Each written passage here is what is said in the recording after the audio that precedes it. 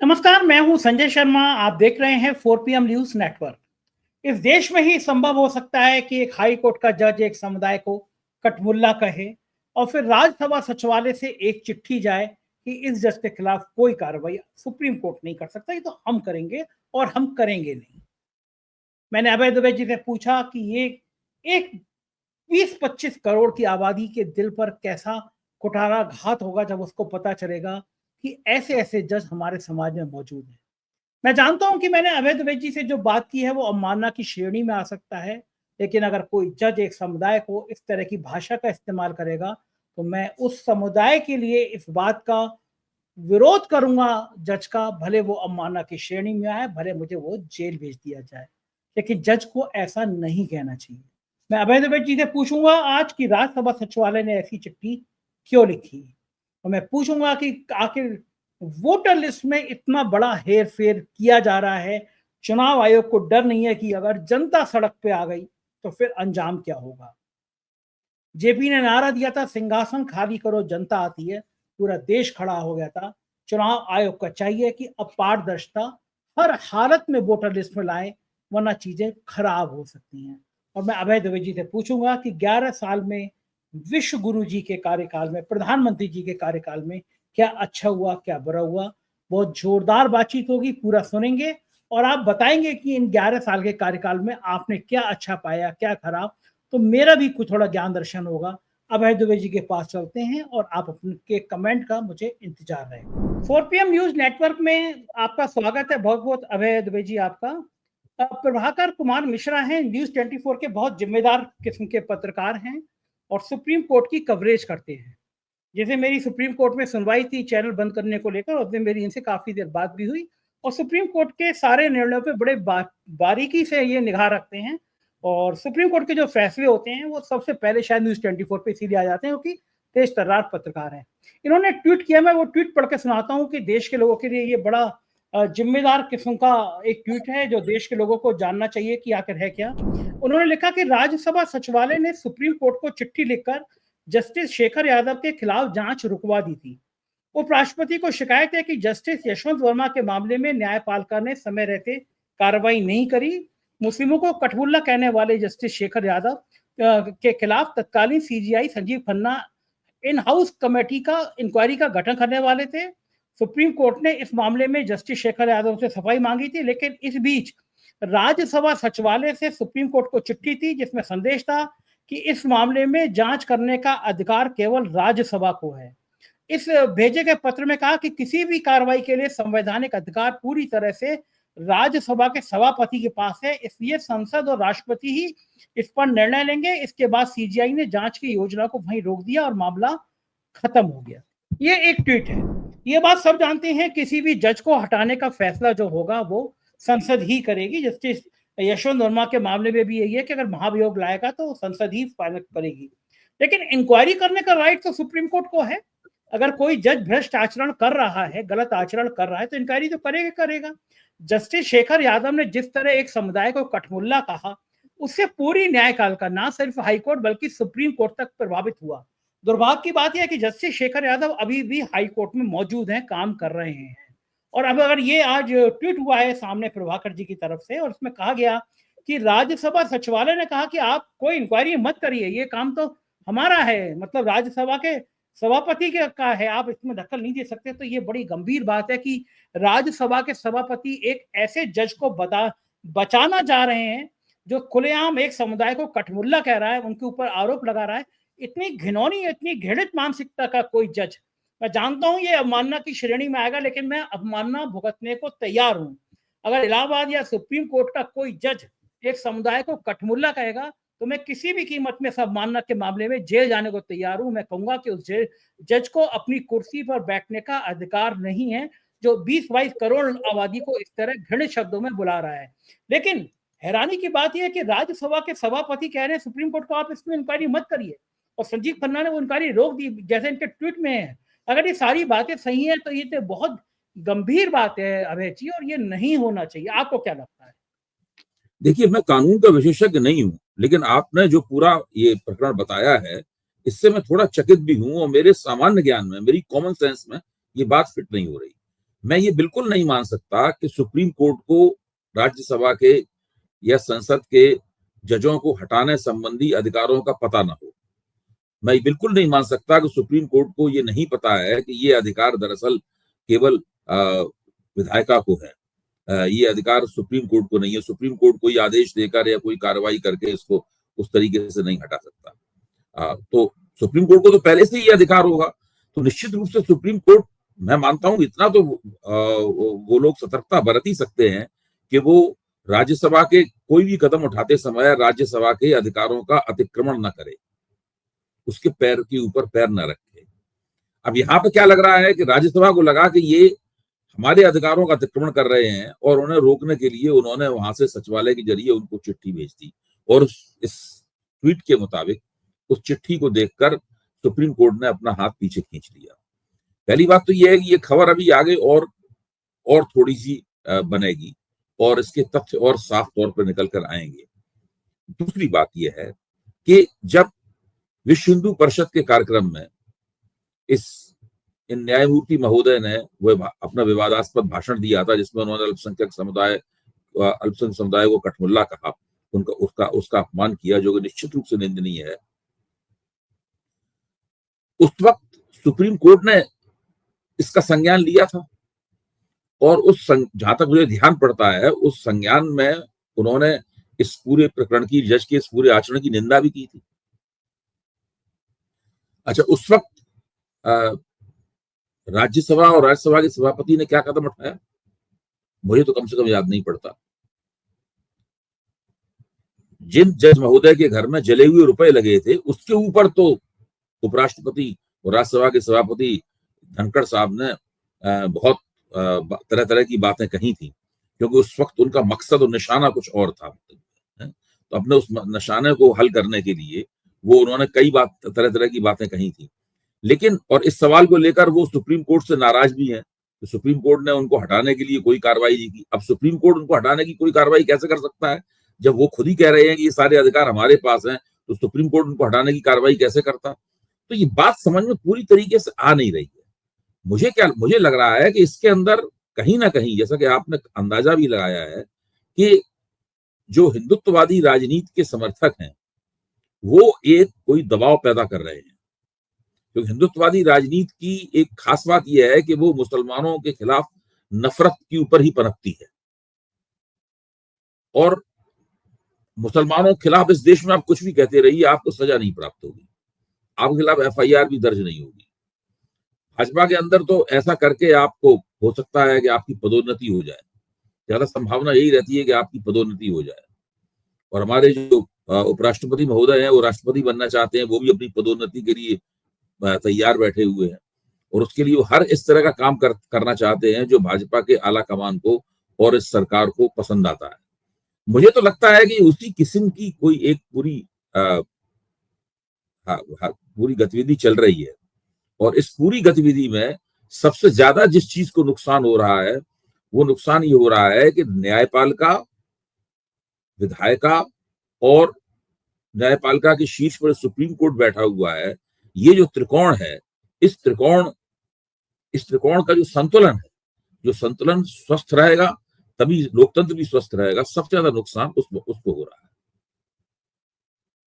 अबे जी, मुझे बताइए कि पूरे देश के विश्वविद्यालयों की ऐसी की तैसी हो गई, मैं बहुत खराब शब्द इस्तेमाल कर रहा हूँ, ऐसी की तैसी हो गई सारे विश्वविद्यालयों की। वाइस चांसलर ऐसी मानसिकता के आ गए जिन्होंने जहर बो दिया, जिनको ज्ञान से मतलब नहीं है लेकिन विश्वविद्यालयों में नफरत का वातावरण तैयार कर दिया। विश्वविद्यालय में ऐसे प्रोफेसर तैयार हो गए, जो पोस्ट हो गए, जो एक संकीर्ण मानसिकता, जो हिंदुत्व की विचारधारा, संघ की पृष्ठभूमि के, वो तैनात हो गए। तो आपने विश्वविद्यालय की हालत खराब कर दी। अभी भी देश की व्यवस्था में सबसे ज्यादा भरोसा अदालतों पे है। मेरी आपकी लड़ाई हो जाए तो हम लोग ये कहेंगे हम अदालत में निपट लेंगे, यानी अदालत सर्वोपरि है। अब अगर अदालत से भी ऐसे सीन नजर आएंगे, कोई जज खुलेआम किसी समुदाय को इतने आपत्तिजनक शब्द कहेगा, और महीनों हो गए हैं जस्टिस शेखर यादव बदस्तूर बने हुए हैं, हो सकता है वो किसी दिन राज्यसभा भेज दिए जाएं, किसी दिन वो सांसद हो जाएं जैसे कोलकाता का सांसद हुआ था। लेकिन जो आम लोग हैं, 140 करोड़ की आबादी के लोग हैं, जो हाई कोर्ट पे और सुप्रीम कोर्ट पे आंखें बंद करके भरोसा करते हैं, उनके दिल पे तो ठेस पहुंचेगी कि क्या अब हमारा कोर्ट मान्य न्यायालय एक समुदाय को केवल कठमुल्ला ही समझता है, उनमें कोई अच्छे लोग पैदा नहीं होते। तो ये विश्वास जो टूटेगा, इसकी रिपेयर कौन करेगा? ये विश्वास फिर पैदा कैसे होगा? देखिए, इस देश में लोकतंत्र में बहुत ज्यादा विश्वास और आस्था बहुत बची नहीं है। लोग किसी तरीके से अपना काम चला रहे हैं, समाज जो है किसी तरीके से अपना काम चला रहा है। लोगों को अदालत जाना पड़ता है क्योंकि इसके अलावा और कोई चारा नहीं है उनके सामने। लेकिन अगर आप ये मानते हैं कि लोगों के अंदर बड़ा परम विश्वास है कि अदालत से उनको इंसाफ मिलेगा, तो मुझे लगता है कि आप कुछ बढ़ा चढ़ा के इस पूरी बात को देख रहे हैं। वो जमाना चला गया जबकि अदालतों पे बहुत ज्यादा भरोसा हुआ करता था। आज मुझे लगता है कि इस देश में सबसे ज्यादा भरोसा अगर किसी संस्था के ऊपर है अभी, तो सबसे ज्यादा भरोसा है सेना के ऊपर है। उसके बाद नंबर आएगा सुप्रीम कोर्ट का। मैं हाई कोर्टों का और सत्र न्यायाधीश का और जो निचले स्तर की जुडिशरी है उसके बारे में नहीं कह रहा हूं। सुप्रीम कोर्ट के ऊपर भी उसका नंबर आएगा।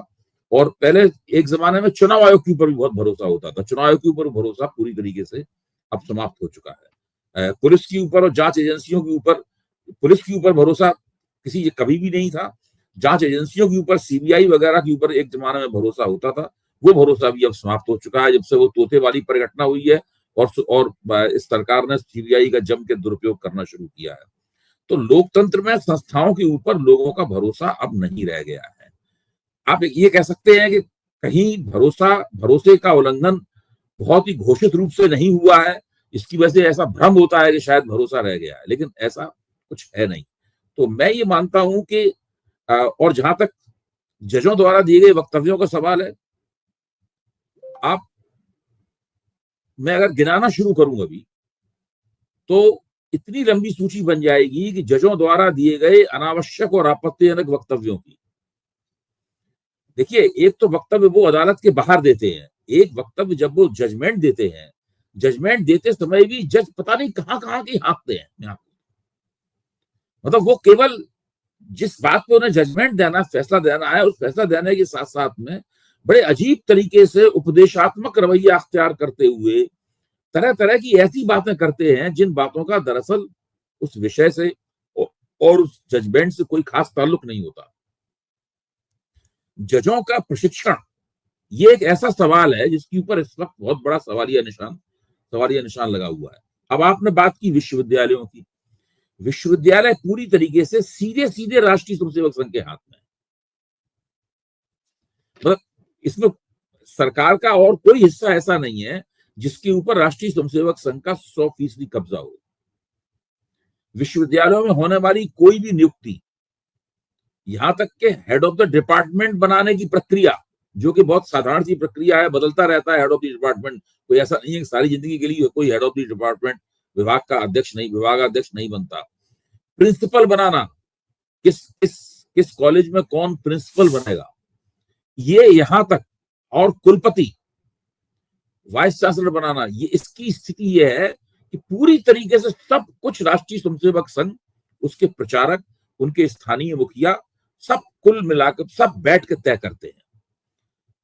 जैसे ही अखबारों में आवश्यकताएं निकलती हैं असिस्टेंट प्रोफेसर की या किसी की, उसके बाद में फिर वो जो तय करके भेजते हैं वही होता है। यहां तक कि इंटरव्यू कमेटी बनती है, इंटरव्यू कमेटी भी उनसे पूछ के बनाई जाती है। एक एक चीज उसी तरीके से होती है।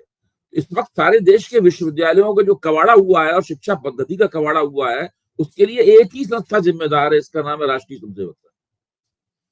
अच्छा, ये बात संघ के जो कुछ समझदार लोग हैं और जो विश्वविद्यालय प्रणाली में काम कर रहे हैं, सीनियर प्रोफेसर वगैरह हैं, जब उनसे मेरी बात होती है, मैं भी विश्वविद्यालय प्रणाली में ही काम कर रहा हूं, जब उनसे मेरी बात होती है तो वो कहते हैं कि ठीक है, बात समझ में नहीं आ रही, ठीक है, आप अपने लोगों को रखिए, कांग्रेस भी अपने लोगों को रखती थी, या जहां कम्युनिस्टों का चलता था वो भी अपने लोगों को रखते थे, लेकिन अपने लोगों को रखिए, लेकिन ऐसे लोग तो रखिए जो ठीक से पढ़ा लिखा सकें, जो जो जिम्मेदारी को पूरा कर सकें। जवाहरलाल नेहरू विश्वविद्यालय खत्म, बिल्कुल तबाह और बर्बाद कर दिया। सब दूसरे सभी विश्वविद्यालय एक एक करके नाम लेते जाइए आप, बहुत ही बुरी हालत है। और ये इसीलिए मैं कभी कभी कहता हूं इस देश में सब कुछ दुरुस्त हो सकता है, हर चीज में संशोधन हो सकता है, लेकिन इस देश की शिक्षा व्यवस्था ठीक नहीं हो सकती। शिक्षा व्यवस्था की जड़ें पहले से ही कमजोर थी हमारे देश में, क्योंकि अंग्रेजों ने शिक्षा व्यवस्था स्थापित की थी, उसको हम लोगों ने वैसा का वैसा अपना लिया था। और जब से राष्ट्रीय स्वयंसेवक संघ के हाथ में आया है पिछले 10 साल में, उसने पूरी तरीके से शिक्षा व्यवस्था को तबाह और बर्बाद कर दिया। त्रिकुटी कह रहे हैं एक एक करके संवैधानिक संस्थाएं खत्म होती जा रही हैं। राहुल गांधी ने जिस तरह महाराष्ट्र का और इसमें संजय जी एक उदाहरण, और बात है, विश्वविद्यालयों को तकनीकी रूप से कानूनी दृष्टि देखा जाए तो एक तरह की स्वायत्तता प्राप्त है, ऑटोनॉमी प्राप्त है। अब व्यवहारिक रूप से ये कागज पर ऑटोनॉमी प्राप्त है, व्यवहारिक रूप से विश्वविद्यालयों को दरअसल इस वक्त कोई ऑटोनॉमी प्राप्त नहीं है। जो राज्य के मुख्यमंत्री और मंत्रीगण होते हैं वो जो चाहे वो विश्वविद्यालयों में होता है, और वो ज्यादातर मुख्यमंत्री और मंत्रीगण भारतीय जनता पार्टी के हैं, राष्ट्रीय स्वयंसेवक संघ से आए हुए हैं। तो एक अजीब सी स्थिति पूरी की पूरी बन गई है, और उसमें समझ में नहीं आ रहा है कि इसका अंतिम परिणाम क्या होगा। त्रिकुटी कह रहे हैं संवैधानिक संस्थाओं की तो हालत खराब है ही है। राहुल गांधी ने चुनाव आयोग पर इतना गंभीर सवाल उठाया है महाराष्ट्र की वोटर लिस्ट का, और सीधी सीधी कोई अलग से मांग थोड़ी ना की है। उन्हें कहा 5 बजे कैमरे लगे हुए हैं, हमें सीसीटीवी उपलब्ध करा दीजिए। अगर वोटर लिस्ट में धांधली नहीं थी, 5 बजे अचानक मंगल ग्रह से हजारों सैकड़ों आदमी आ गए वोट डालने के लिए, लाइन लगी है, सीसीटीवी दे दीजिए, वोटर लिस्ट के आंकड़े मांग लीजिए। चुनाव आयोग बिना हस्ताक्षर के एक पत्र जारी कर देता है, राहुल गांधी का जवाब दे देता है। नेता प्रतिपक्ष है राहुल गांधी, बिहार को लेकर फिर वो आशंका जता रहे हैं कि बिहार में भी इस तरह वोटर लिस्ट में बड़ी धांधली हो सकती है। लेकिन अभय जी, मैं दूसरी बात करना चाहता हूं, आपसे पूछना चाहता हूं, जिस तरह चुनाव आयोग बिना हस्ताक्षर के लेटर दे रहा है, मतलब कि तुम्हारी कोई हैसियत ही नहीं है, तुम्हारी कोई औकात ही नहीं है, तुमने पूछा, हमने बिना हस्ताक्षर दे दिया, हमें फर्क ही नहीं पड़ रहा, हम जो चाहेंगे वो कर लेंगे। क्या इनको यह नहीं लगता कि देश की जनता देख रही है? अगर तुम इस देश की जनता को इस तरह दबाओगे, जिस दिन उसको लगेगा कि उसके वोट का मतलब ही खत्म हो गया, वो डाल किसी को रही है, जा कोई रहा है, फर्जी वोटर पड़ रहे हैं। जेपी का मूवमेंट क्यों भूल जाते हैं जब सिंहासन खाली करो कि जनता आती है के नारे ने देश का इतिहास बदल दिया था? चुनाव आयोग क्यों इस देश की जनता को मजबूर कर रहा है कि वो भी चुनाव आयोग के खिलाफ गांधी जी के रास्ते पे एक आंदोलन खड़ा ना कर दे? देखिए, इंडियन एक्सप्रेस में राहुल गांधी ने जो लेख लिखा था, इसमें महाराष्ट्र के चुनाव में हुई धांधली का मसला उठाया गया था, उस लेख के जवाब में 2 लेख जो हैं वो प्रकाशित हो चुके हैं इंडियन एक्सप्रेस में। एक लेख महाराष्ट्र के मुख्यमंत्री देवेंद्र फडणवीस ने लिखा, और दूसरा लेख एक केंद्रीय मंत्री ने लिखा है, अभी मुझे उनका नाम याद आ जाएगा, वो शायद यादव है, नाम आपको ध्यान हो तो आप बताइएगा। तो उन्होंने लेख लिखा, वो शायद आज ही लिखा है उन्होंने लेख। भूपेंद्र यादव? अब जी, भूपेंद्र यादव, भूपेंद्र यादव, ठीक बात। वो नाम, अच्छा। अब इन दोनों लेखों को मैंने पढ़ा, मैंने फडणवीस का लेख भी पढ़ा और इनका लेख भी पढ़ा। इन दोनों ने उसमें आंकड़ों की काफी गड़बड़ी की है लेख, जबकि राहुल गांधी ने अपने लेख में जो आंकड़े दिए हैं वो आंकड़े प्रामाणिक हैं, और इन लोगों ने जो आंकड़े दिए हैं उन आंकड़ों में काफी हेरफेर किया गया है। अच्छा, अब दिक्कत की बात क्या है? दिक्कत की बात यह है कि सरकार जो है झूठ बोलने में माहिर है, सरकार झूठा नैरेटिव चलाने में माहिर है। आप कुछ भी कहते रहिए, आप कोई भी चुनौती देते रहिए, वो आपकी बात सुनेंगे ही नहीं, वो अपनी बात कहते रहेंगे। राहुल गांधी ने एक लेख लिखा था, अभी 2 लेख उनके खिलाफ छपे हैं, 5 लेख अभी और उनके खिलाफ छपेंगे। तो ये एक ऐसी स्थिति बनी हुई है, और अब चुनाव आयोग चैलेंज फेंक रहा है राहुल गांधी के सामने कि आप सीधे हमारे यहाँ शिकायत कीजिए, हम इंतजार कर रहे हैं कब आप हमारे पास ऑफिशियल आधिकारिक शिकायत करते हैं। अब इस तरीके का मामला हो गया है पूरा। दिक्कत की बात यह है कि जो लोग वोट डालने की प्रणाली, देखिए चुनाव प्रणाली का अलग चीज है, वो ज्यादा व्यापक चीज है, वोट डालने की प्रणाली है जिसके अंदर जो वोटिंग मशीनें हैं वो शामिल हैं, और वो सारी प्रक्रियाएं शामिल हैं जिनके जरिए वोट पड़ते हैं, जिनके जरिए वोटों की गिनती होती है, नतीजे घोषित किए जाते हैं, वोटों की प्रतिशत घोषित कर दिए जाते हैं। ये जो पूरा हिस्सा है भारत की निर्वाचन प्रणाली का, ये हिस्सा पिछले दिनों बुरी तरीके से संदिग्ध हो गया है। और राहुल गांधी ने इस सवाल को जिस तरह से इंडियन एक्सप्रेस में लेख लिखकर राष्ट्रीय मंच पर उठाया है, इसके बाद में इससे जमीन बनती है कि इसके खिलाफ एक बड़ा आंदोलन खड़ा किया जाए। मुझे पक्का यकीन है कि अगर इसके ऊपर आंदोलन खड़ा किया गया, जन जागरण किया गया, लोगों को समझाया गया, लोगों की गोलबंदी हुई, तो एक इतनी बड़ी बात पैदा हो सकती है, इसकी ये सरकार और चुनाव आयोग अभी कल्पना भी नहीं कर पा रहे हैं। बिल्कुल ठीक कह रहे हैं। और लेकिन मेरे को एक अवय जी एक बड़ी हैरानी हुई, मैंने ट्वीट भी किया, एक्स पे लिखा, इन अखबारों ने राहुल गांधी का एक छाप कैसे दिया, वो भी दैनिक जागरण ने भी छाप दिया, मैंने सुना है। इतनी हिम्मत कैसे आ गई इन लोगों अखबारों के अंदर, ये समझ में नहीं देखिए, राहुल गांधी ने लेख लिखा, वो विपक्ष के नेता हैं, लीडर ऑफ अपोजिशन की उनकी हैसियत है, तो उनके लेख को छापा गया। उसके पीछे दो कारण हैं। एक तो यह है कि लेख, ये तो तय था कि कोई ना कोई अखबार तो उस लेख को छापेगा ही, सारे अखबार तो मना नहीं कर सकते इस लेख को छापने से। और राहुल गांधी का लेख छापने से अगर कोई अखबार मना करता तो जवाब देना पड़ता, भाई आपने लेख किस आधार पर छापने से मना किया। इसलिए लेख तो छपना ही था। लेकिन अब आप देखिए कि उस लेख के खिलाफ लिखे गए लेखों की बाढ़ आने वाली है, एक के बाद सबसे पहले महाराष्ट्र के मुख्यमंत्री ने उसका खंडन किया है? उसके बाद यादव जी ने उसका खंडन किया। अभी और भी ज्यादा लेख उसमें लिखे जाएंगे। इसके बाद अभी चुनाव आयोग की तरफ से, चुनाव आयोग तब तक उसको अधिकृत जवाब नहीं देगा जब तक राहुल गांधी वहां पर अधिकृत शिकायत नहीं कर देते। और ये तो कहना शुरू कर दिया है जगत प्रकाश नड्डा वगैरह ने, राहुल गांधी की निंदा है, वो बचकाने हैं, उनको समझ नहीं है, ये सारी बातें तो कहनी शुरू कर ही दी गई है, सामने आ गई है। ठीक बात है। 11 साल पूरे हो गए परम आदरणीय मुख्यमंत्री जी को। सरकार कह रही है हमने बड़े महान कार्य कर दिए, विपक्ष कह रहा है उन्होंने कुछ नहीं किए। 11 साल का आपका अगर मैं पूछूं, आपका आकलन क्या है 11 साल को मोदी जी के कार्यकाल का?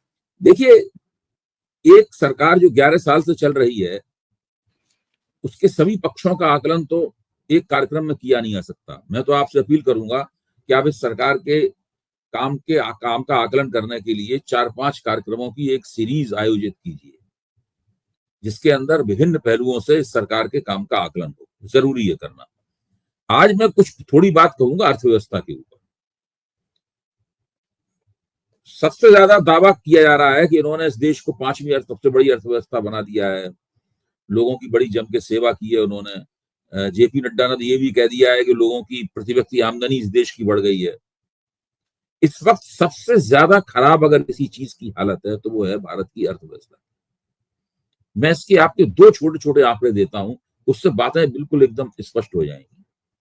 अगर आप इनके 10 साल की तुलना मनमोहन सिंह सरकार के 10 साल से करें तो उसमें कंपाउंड एवरेज ग्रोथ रेट जो है वो क्या निकल कर आता है।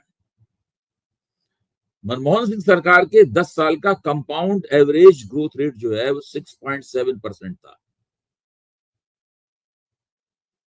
और इन लोगों के का कंपाउंड एवरेज ग्रोथ रेट जो है 5.7% है। अच्छा, तर्क इन लोगों का तर्क ये है कि भाई हमारे बीच में कोविड आ गया था तो ग्रोथ रेट क्रैश हो गया था, 4% से नीचे चला गया था ग्रोथ रेट। तो जब मनमोहन सिंह की सरकार थी तो एक ग्लोबल आर्थिक संकट आया था, आपको याद होगा, पूरी दुनिया आर्थिक मंदी आ गई थी 2009 के आसपास। इतिहास से देखा जाए तो दोनों ही अवधियों में 2 बड़े संकट आए। उन्होंने ग्लोबल आर्थिक संकट का सामना किया, इन्होंने कोविड वाले संकट का सामना किया। लेकिन अगर आप इनके तर्क पर विश्वास करें तो फिर आप इनके तर्क की समीक्षा करें तो आप पाएंगे कि इनका ग्रोथ रेट तो पहले से ही गिरना शुरू हो गया था। ग्रोथ रेट जो है ना वो पहले से ही लगातार गिर रहा था, और जब कोविड आया तो उसकी पूरी अर्थव्यवस्था की बुरी हालत हो गई। अब आज स्थिति क्या है अर्थव्यवस्था ठीक है कि नहीं है, ये अगर लिटमस टेस्ट एक तरीके से किया जा सकता है, वो ये है कि निवेश कितना हो रहा है आपकी अर्थव्यवस्था में। जब निवेश ज्यादा होता है तो जिसे कहते हैं ना कि GFCF, gross fixed capital formation, जब निवेश ज्यादा होता है तो gross fixed capital formation GFCF बढ़ता है। 1951 में भारत का GFCF जो था, यानी GFCF का प्रतिशत देखा जाता है GDP से मिलाकर, तो 1951 में भारत का GFCF जो था वो 11% के आसपास था, यानी तब के GDP के मुकाबले 11% के आसपास था। फिर भारतीय अर्थव्यवस्था की प्रगति हुई, और आपके 2012-13 तक आते आते यानी जब मनमोहन सिंह सरकार के आखिरी दिन चल रहे थे, ये GFCF का प्रतिशत बढ़कर 30% के आगे चला गया। इसमें 50 साल लगे इस काम में, 50 वर्ष लगे। और जैसे ही मोदी जी की सरकार आई, 50 वर्ष की इन उपलब्धियों को खत्म करना इन लोगों ने धीरे धीरे शुरू किया। यानी तब तो 35 के करीब चला गया था GFCF। मोदी जी के शासनकाल में ये GFCF 30 से नीचे चला गया है। देखिए आप चीन से भारत की तुलना करते हैं, चीन में GFCF कितना रहता है? 45-50 के बीच में रहता है। जब बहुत कुछ गड़बड़ी हो जाती है अर्थव्यवस्था में, तब भी वो 41% तब भी रहता है वहां पर। क्योंकि जब ग्रॉस फिक्स कैपिटल फॉर्मेशन बेहतर होता है GPD के अनुपात के मुताबिक, तब क्या होता है कि आपके मैन्युफैक्चरिंग सेक्टर में उछाल आता है और आपके सर्विस सेक्टर में उछाल आता है, बीमा में, बैंकिंग में, सेवा क्षेत्र में उछाल आता है, उधर कारखाना निर्माण क्षेत्र में उछाल आता है। जब वहां उछाल आता है तो बड़े पैमाने पर पढ़े लिखे लोगों को, प्रशिक्षित लोगों को नौकरियां प्राप्त होती हैं। जब उसमें उछाल नहीं आता है तो वही चीज बेरोजगारी का प्रभाव पड़ता है। इस वक्त देश की अर्थव्यवस्था आंतरिक कर्जे से लदी हुई है बुरी तरीके से, हालत बहुत ही खराब है। आप हर चीज का प्रबंधन कर सकते हैं, लेकिन आप अर्थव्यवस्था की गिरावट का प्रबंधन नहीं कर सकते। बिल्कुल नीतियां गड़बड़ हैं, कोई किसी किस्म की दूरंदेशी नहीं है, केवल फर्जी आंकड़े देकर, झूठे आंकड़े देकर, हवाबाजी करके किसी तरीके से काम चलाया जा रहा है। या हम जापान से आगे निकल गए, मुझसे आगे निकल गए, आगे जाके मुझसे आगे निकल जाएंगे। जाने कहां से एक शब्द ढूंढ लाए, अमृतकाल। एक अमृतकाल नाम का शब्द ढूंढ लाए, मतलब हर बात पे अमृतकाल बोल लेते हैं। अब समझ में नहीं आता कि उनका अमृत जो है वो आम आदमी के लिए विषकाल है कि उनका अमृतकाल है कि इसको ये अभी भविष्य तय करेगा। बिल्कुल ठीक बात है, और हम कोशिश करेंगे कि एक एक विषय के संग आपसे लंबी लंबी चर्चा हो। बहुत बहुत शुक्रिया अभय जी, आपने इतना समय दिया। Thank you sir. तो ये थे अभय दुबे जी, पूरी बातचीत सुनी आपने। क्या आप मेरी बात से सहमत हैं या असहमत हैं? कमेंट जरूर करिएगा, मुझे पता चलना चाहिए कि जो बात मैं कह रहा हूँ वो तर्क के आधार पर सही है या गलत है। आपका प्यार मेरे लिए बहुत कीमती है, इसे बनाए रखिएगा। शुक्रिया, थैंक यू।